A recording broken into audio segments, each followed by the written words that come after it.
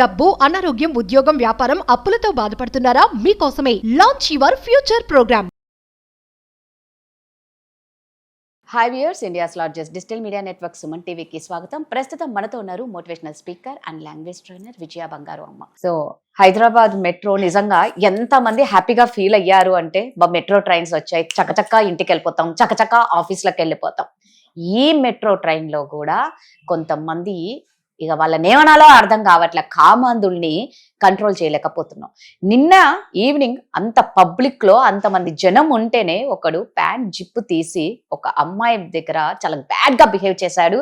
అంటే ఎవరు ఏమి అనకపోవడం, దాన్ని వీడియో తీసి సోషల్ మీడియాలో పెట్టడం పెద్ద అదే తోపు అని అనుకుంటున్నారేమో, కానీ చూసిన వాళ్ళు అసలు ఏం చేయాలి, ఎందుకు చూసిన వాళ్ళు సైలెంట్ అయిపోతున్నారు, వీళ్ళు ఎందుకు రెచ్చిపోతున్నారు, ఇలాంటి కామందులు అనేది అమ్మని అడిగి తెలుసుకుందాం. అమ్మ నమస్కారం. నమస్తే రాదు గారు. ఏంటమ్మా మెట్రో స్టేషన్ నాకైతే ఇట్లాంటి టాపిక్స్ మాట్లాడాలంటే చాలా అనిపిస్తుంది అమ్మా, నిజంగా అవేర్నెస్ కావాలి. ఇలాంటి వాళ్ళు ఉంటారు ట్రైన్ లో, మీరు కూడా జాగ్రత్తగా ఉండండి. నెక్స్ట్ మీకు జరిగితే మీరు ఏం చెయ్యాలన్న దాని గురించే మేము డిస్కషన్ చేసేది. అంతేగాని కొంతమంది కింద కామెంట్స్ అంటే ఇప్పుడు ఇది మీరు ఎందుకు చెప్తున్నారు, వేరే వాళ్ళని చేయమని కాదండి, చేసిన వాళ్ళని చెప్పుతో కొట్టమని చెప్తున్నారు అంతే కదా. అలా చేసిన వాళ్ళను చూసినప్పుడు ధైర్యంగా వాడు ఒక్కడే, మీరు చుట్టుపక్కల అంతమంది ఉన్నారు కదా, వేసి కొట్టేస్తే వాడిని, వాడు ఇంకొకసారి ఇంకొకరికి కూడా భయం ఉంటది. అంటే ఇక్కడ ఏంటంటే భయం అనమాట. నాకెందుకు, నా జోలికి రావట్లేదు కదా. వాడు పబ్లిక్ లో చుట్టుపక్కలంతా అటు అమ్మాయిలు ఉన్నారు, ఇటు అమ్మాయిలు ఉన్నారు, ఇటు అబ్బాయిలు ఉన్నారు. మీకు తెలుసు పెట్రోల్ అంటే చాలా మంది ఉంటారు. ధైర్యంగా వాడు అంటే ఇంకా చెప్పడానికి కూడా మనకి నోటికి మాటలు రావట్లేదు. ఆ జిప్పు విప్పేసి వాడు ఎదుటివాడి వెనక నుంచి వీడు అసహ్యమైన పని చేస్తున్నాడు అనమాట. వాడు అసలు చూసే వాళ్ళందరికీ చూసి ఇలా తల తిప్పుకుంటున్నారే తప్ప ఏం చేయట్లేదండి వాళ్ళు. అంటే ఎవ్వరికి ఏమి బాధ్యత లేదా, లేకపోతే నా దాకా రాలేదా, అది మీ దాకా రాలేదు, రేపొద్దున మీ దాకా కూడా వస్తుందని ఎవరు అనుకోవట్లేదు. అంటే మెట్రోలో కూడా మనము ధైర్యంగా అదేంటి ప్రయాణం చేయకూడదేమో, ఆ ధైర్యం చాలట్లేదేమో. బస్సులలో ఇలాగే అయిపోతుంది. పబ్లిక్ ప్లేస్ అంటే అదొక పబ్లిక్ ప్లేస్ కదా, నలుగురు చూస్తున్నారు. అంటే ఎలా ఉన్నాడంటే వాడు ఏదో ఆకలితో నిల్చొని బఠానీలు తిన్నట్టు, లేకపోతే ఇంకొకటి ఏదో తిన్నట్టు, కూల్ డ్రింక్ తాగినట్టు చాలా రిలాక్స్డ్ గా వాడు, అంటే చాలా రిలాక్స్డ్ గా ఆ దరిద్రమైన పని చేస్తున్నాడు వాడు.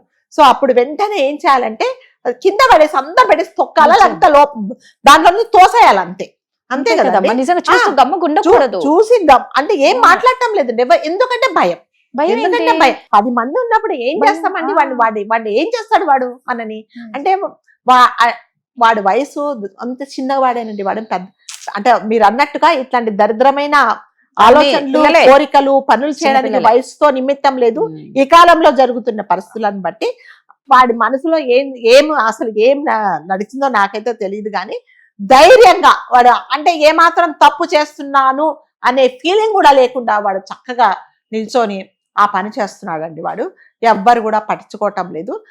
అంటే ఇలాంటివి ఎప్పుడైనా సరేనండి, పబ్లిక్ లో ఇలా చేస్తున్నప్పుడు 10 మంది కలిసి వాడిని ఎదిరించి, వాడిని కొట్టి నువ్వేం పని చేస్తున్నావని చెప్పేసి వాడిని భయపెట్టింటే ఇలాంటివి జరగదు. మనకి మెట్రోలో జరిగింది, కొన్ని చోట్ల బయట బస్ స్టాప్లలో కూడా ఇలాగే జరుగుతూ ఉంటాయి. కొంతమంది దరిద్రులు ఇలాంటి పని చేయడానికే రోడ్డు మీదకి వస్తారు. కొంతమంది బస్సులలో కూడా ఇలాగే చేస్తారండి. వాళ్ళు ఏం చెప్పుకోవాలో తెలియదు. కాకపోతే ఈ దరిద్రుడు ఏం చేస్తున్నాడంటే, లేడీస్ కాదు, జెంట్స్ కాదు, ఏదో వాడికి ఏం దరిద్రం వచ్చిందో అది ఒక ప్యాంట్ వేసుకున్నాడు అబ్బాయి, అతని దగ్గరే చేస్తున్నాడు ఈ పని. అబ్బాయి ఆడి ముందుండేది కూడా అబ్బాయి ముందుండేది కూడా అబ్బాయి. ఇటు పక్కేమో ఒక అబ్బాయి ఉంది, అటు పక్కేమో ఒక అబ్బాయి ఉంది, వెనక కూడా ఉన్నారు. ఎవరు అనట్లేదు.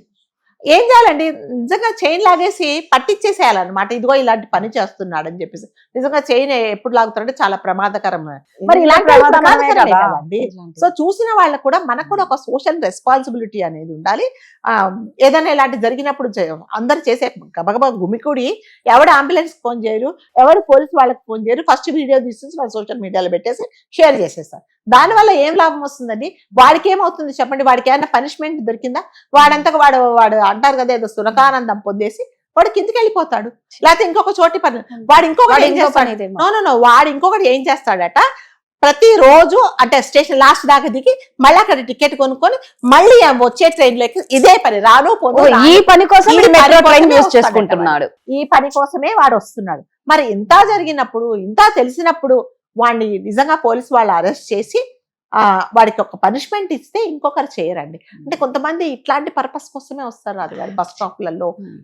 తర్వాత ఇంకా మీరు ఎక్కడైనా రోడ్డు మీదకి వెళ్తుంటే ఒక ఆటో ఎవరైనా చూడండి, వాడు కూడా అలాంటి దరిద్రం పని చేస్తున్నాడు ఆటోలలో కూర్చొని.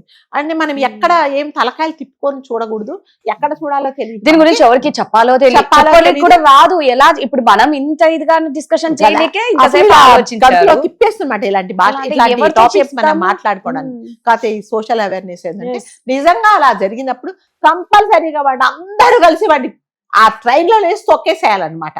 వాడు అక్కడ కనిపిస్తూనే ఉన్నాడండి, చాలా ధైర్యంగా చేస్తున్నాడు వాడు. అంటే సిగ్గుగా ఎటువంటి అంటే నేను ఈ తప్పు చేస్తున్నాననేది ఏమీ లేకుండా చాలా ధైర్యంగా చేస్తున్నాడు వాడు. దీనికంటే కారణం ఏంటంటే ఎవరేమన్నారు, ఎవరేమన్నారు నాకేం కాదు, నా దరిద్రమైన ఆలోచన ఏమొచ్చిందో అది నేను పబ్లిక్ లో ఇంప్లిమెంట్ చేస్తున్నాను ధైర్యంతో చేశాడు. కాబట్టి ఇలాంటివి జరిగినప్పుడు కంపల్సరిగా ఎవరైనా మీరైనా నేనైనా ఎవరు చూసినా కూడా పట్టి చంప మీద పట్టి లాగేసి కిందికి తోసేయాలి. అప్పుడు కానీ వీళ్ళకి అంటే ఇప్పుడు ఇంకొకటి ఏంటంటే ఎవరో ఒకరు ముందు అంటారు కదా, పిల్లి మెడలో గంట ఎవరు కడతారని ఎవరో ఒకరు గడ్డ కట్టాలి. అప్పుడు కానీ మళ్ళీ అందరు వస్తారు. అంతే అమ్మా, అందరూ వస్తారు. అవును నేను చూసాను, అవును తన్నాలి కొట్టాలి చంపేయాలి అని అంటారు. కాబట్టి ఎవరో ఒకరు ముందుకు వస్తే గానీ ఇలాంటివన్నీ ఆగవండి. నిజంగా యాక్షన్ కి రియాక్షన్ లేకపోతే ఇవి కంటిన్యూ అయిపోతాయి. అక్కడ ఒక యాక్షన్ జరిగింది, మీరు రియాక్ట్ అవ్వాలి కదా. వాడు పని వెళ్ళడము, టికెట్ తీసుకోవడం, లాస్ట్ డెస్టినేషన్ దాకా మళ్ళీ రావడం, మళ్ళీ వెళ్ళడం, ఇదే పని.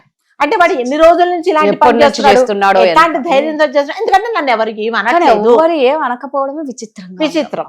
కాబట్టి ఇలాంటివి నిజంగా మీ కంట పడితే కంపల్సరీగా మనం ఆపాల్సిన బాధ్యత మనది. నిజంగా కరెక్ట్ అమ్మా. Thank you.